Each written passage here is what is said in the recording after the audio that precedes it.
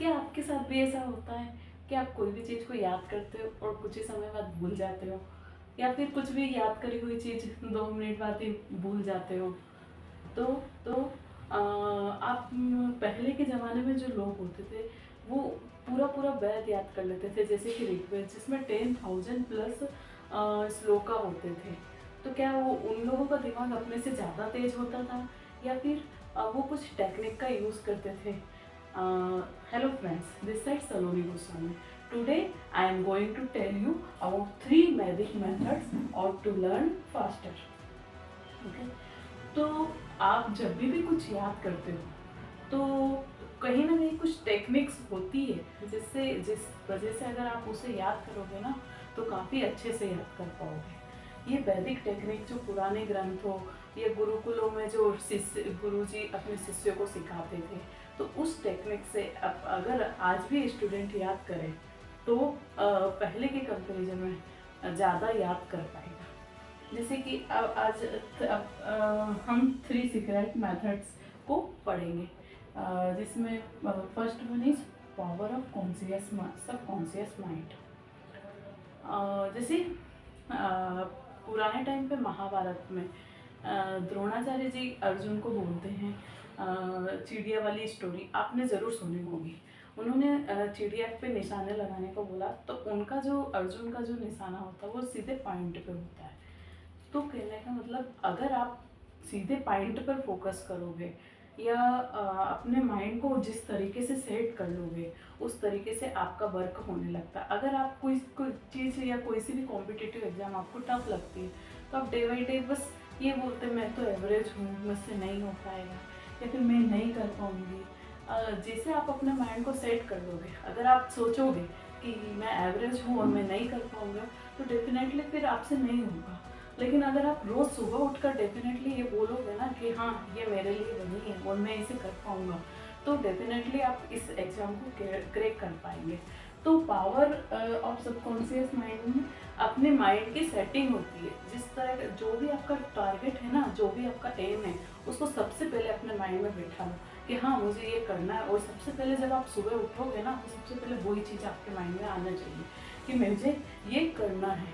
Okay, second point पे आते हैं गेस्चर एंड निमोनिक टेक्निक। ये सुनने में तो डिफिकल्ट है बट गेस्चर मीन्स कभी कभी आप बुक्स की जो स्टडी करते हो तो बुक्स की स्टडी करते हो तो उसमें हैंड मूवमेंट भी करना ज़रूरी है। आप कैसे रीडिंग करते हो? जस्ट लाइक सिंपल आपने बुक उठाई और उसको रीडिंग करना स्टार्ट कर दिया। तो जब आप रीडिंग करते हो तो उसको सिर्फ रीडिंग नहीं करना है, उसके साथ साथ आपको हैंड मूवमेंट करना है। अब पुराने गुरुकुलों में गुरुजी अपने शिष्यों को जब पढ़ाते थे तो हमेशा हैंड मूवमेंट उनका होता रहता था। तो आपको हमेशा हैंड को मूव करते रहना है। या फिर आप सिंपल आप कॉपी को मत लो, आप एक रफ नोटबुक लो। जो भी आप नोट डाउन करते, जो भी आप रीड करते जा रहे हो उसको एक कॉपी में नोट डाउन करते जाओ। इससे क्या होगा, आपका जो ब्रेन जो रहेगा ना वो एक्टिवेट मोड पे रहेगा।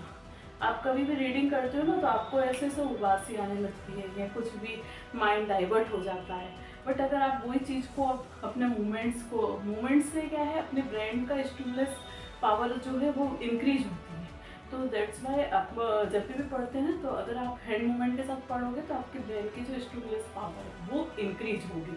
ओके, तो आप ज़्यादा अच्छे से कैप्चर कर पाओगे चीज़ों को। और सेकंड वन टेक्निक होती है निमोनिक टेक्निक। तो mnemonic technique is just like वो जो शिष्य लोग श्लोक का याद करते थे तो पहले उन्हें गुरुजी लोग याद नहीं करवाते थे, पहले उनको पूरा समझाते थे, समझा के फिर ब्रेक डाउन करके उसको एक स्टोरी फॉर्म में बताते थे।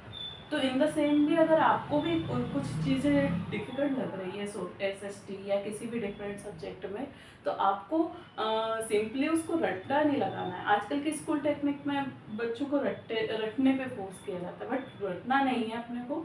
चीज़ों को आप ब्रेक डाउन करो, पहले तो पूरा अंडरस्टैंड करके उसको ब्रेक डाउन करो। इन चीज़ों को 2 से 3 पार्ट में, 3 से 4 पार्ट में उसको डिस्ट्रीब्यूट कर लो और फिर उसको एक स्टोरी फॉर्म में बना के उस फॉर्म को अगर आप लर्न करोगे तो डेफिनेटली आप उसी चीज़ को ज़्यादा टाइम तक ज़्यादा टाइम तक अपने माइंड में बैठा के रख पाओगे।